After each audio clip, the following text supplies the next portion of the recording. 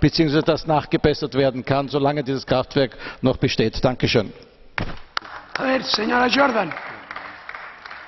Señora Jordan. Ja, hvala lepa.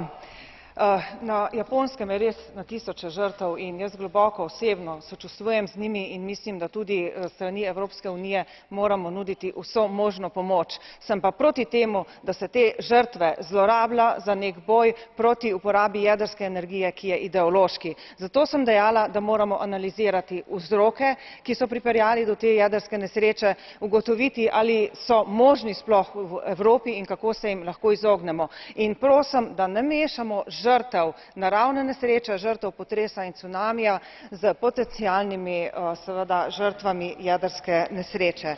To je odgovor na eno vprašanje. Drugo vprašanje, koliko nesreč v jedrskih elektrarnah.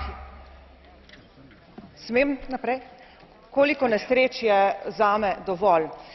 Omenila sem eno elektrarno, ki ima več reaktorjev. Ena elektrarna z več reaktorji. Vemo, da je na Japonskem več elektrarn.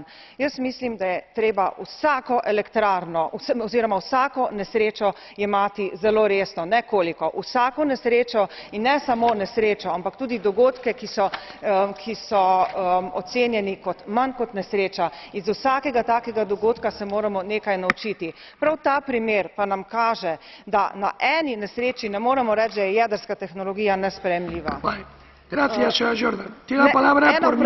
Na eno vprašanje še nisem odgovorila. 3 vprašanja so bila. Krško. Lahko? Ok, 30 seconds, come on. Okay.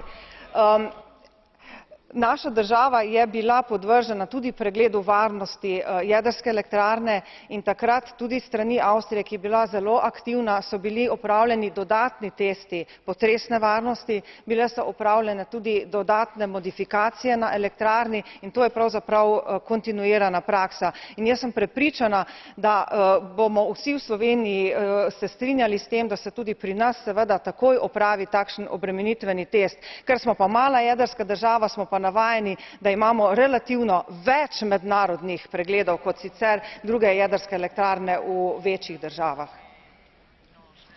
Gracias, señora Jordan. Tiene la palabra por minuto y medio el señor Sieber.